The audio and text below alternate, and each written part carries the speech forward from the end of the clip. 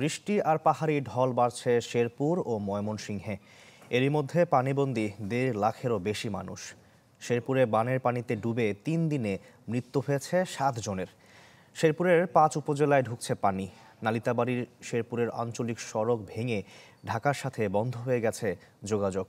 কিছু এলাকায় বন্ধ বিদ্যুৎ সরবরাহ। ময়মনসিংহের হালুয়াঘাট ও ধৌবাউড়ার পরিস্থিতি অবনতি হয়েছে। 19টি ইউনিয়নের 80টি গ্রামে পানি ঢুকছে। পানিবন্দী প্রায় 1 লাখ মানুষ। নেত্রকোনায় নদীর পানি সমতলে বাড়ছে, কিছু নিম্নাঞ্চল প্লাবিত হয়েছে। এছাড়া বৃষ্টির কারণে নোয়াখালী ও কুড়িগ্রামের বিভিন্ন স্থানে জলাবদ্ধতার সৃষ্টি হয়েছে।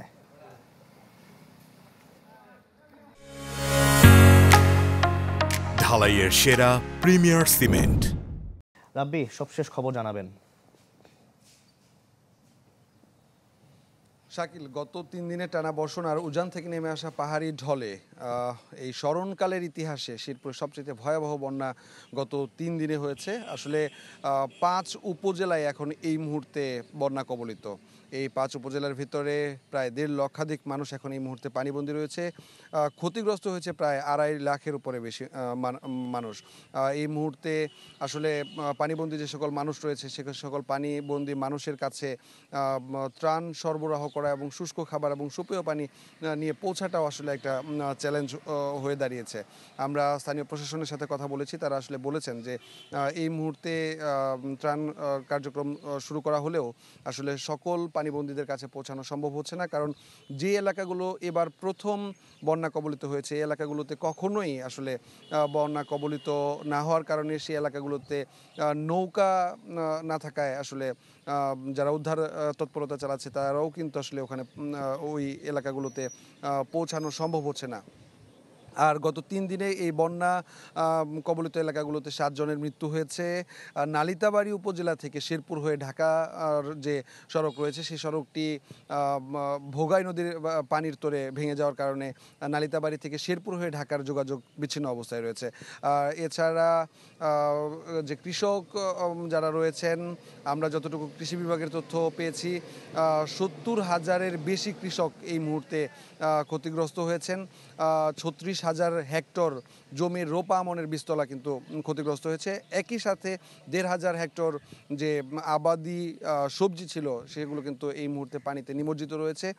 কৃষি বিভাগ বলছে যে যেহেতু 3 দিনের উপরে হয়ে গেছে, যার কারণে এই সবজিগুলো কিন্তু বেশ ক্ষতিগ্রস্ত হবে, আর এগুলো কিন্তু এই মুহূর্তে আর কোনোভাবে বাঁচানো সম্ভব নয়। যার কারণে বোঝাই যাচ্ছে যে এই 3 দিনের টানা বন্যা এবং চলমান পরিস্থিতির কারণে কিন্তু শেরপুরে ভয়াবহ একটি রূপ ধারণ করবে, কারণ ইতোমধ্যে রোপা আমনের বীজতলা এবং সবজি কিন্তু বেশ ক্ষতিগ্রস্ত হওয়ার কারণে কিন্তু বেশ অর্থনৈতিকভাবেও শেরপুর ক্ষতিগ্রস্ত হবে। আমরা মৎস্য অফিসের সাথে কথা বলেছি, তারা বলেছে যে এই মুহূর্তে 3,000 মাছ চাষি কিন্তু ক্ষতিগ্রস্ত হয়েছে, যার 11 কোটি টাকার উপরে মাছের ক্ষতি হয়েছে শেরপুরে। শাকিল, এই ছিল আমার কাছে সবশেষ খবর। রাব্বি, আপনাকে ধন্যবাদ আমাদের সঙ্গে যুক্ত হওয়ার জন্য। দর্শক, শেরপুর থেকে যোগ দিয়েছিলেন আমাদের সহকর্মী ইমরান হাসান রাব্বি। ময়মনসিংহের কি অবস্থা দেখছেন?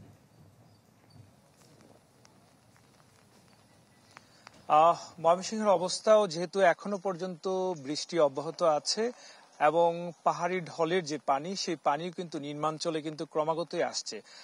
আমরা দেখেছি যে কিছুক্ষণ আগে এই হালুয়াঘাট এলাকায় ময়মনসিংহের যিনি বিভাগীয় কমিশনার আছেন তিনি এসেছেন এবং তিনি উদ্ধার তৎপরতার কার্যক্রম এবং ত্রাণ কার্যক্রমের পরিদর্শন করতে এসেছেন এবং সেটি তিনি তদারকি করছেন। তিনি আমাদেরকে যে বিষয়টি জানিয়েছেন যে ময়মনসিংহ বিভাগের 4 জেলার মধ্যে 2টি জেলা বন্যা কবলিত হয়েছে। এর মধ্যে ময়মনসিংহের 2টি উপজেলায় সবচেয়ে বেশি, হালুয়াঘাট এবং ধোবাউড়া। সেখানে তিনি বলছেন যে যেহেতু গত 30 থেকে 40 বছরের মধ্যে এই ধরনের বন্যায় কবলিত হয়নি এখানকার মানুষজন, শেরপুরের মানুষজনও এভাবে বন্যা আক্রান্ত হয়নি, সে কারণে এখানকার যে সকল মানুষজন আছেন যারা বন্যা কবলিত এলাকায় বর্তমানে আছেন তারা আসলে আশ্রয় কেন্দ্রে যেতে অনেকটা অনাগ্রহ দেখাচ্ছেন, অনেকটা আগ্রহী হচ্ছেন না। তারা তাদের গবাদি পশু এবং জিনিসপত্র রেখে তারা আসলে সেভাবে যাচ্ছেন না আশ্রয় কেন্দ্রে, যেহেতু তারা ওইভাবে পরিচিত নয়।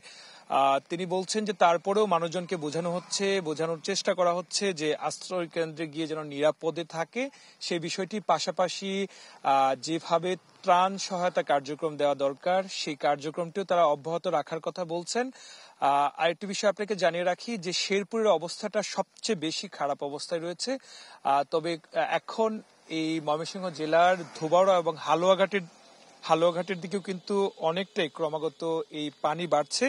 আর ফসলি জমি এবং মাছের ঘের সেগুলির কিন্তু অনেক বেশি ক্ষতি হয়েছে। আর বিদ্যুৎ বিচ্ছিন্ন রয়েছে এই দুই উপজেলার বেশিরভাগ ইউনিয়নগুলি, এবং মূল উপজেলার সাথে সড়ক যোগাযোগও সম্পূর্ণ বিচ্ছিন্ন রয়েছে। তো বৃষ্টি যদি কমে যায় আশা করার কোনো সম্ভাবনা নেই, যদিও আমরা দেখেছি যে আবহাওয়া অফিস বলছে আগামীকালকে পর্যন্ত এই বৃষ্টি অব্যাহত থাকবে। এতে করে মানুষের এই দুর্ভোগ কিন্তু আরো অনেক বেশি বাড়বে। কনিক, আপনাকে ধন্যবাদ আমাদের সঙ্গে যুক্ত হওয়ার জন্য। দর্শক, বন্যা পরিস্থিতির খবর জানাতে ময়মনসিংহ থেকে যোগ দিয়েছিলেন আমাদের সহকর্মী সুলতান মাহমুদ কনিক।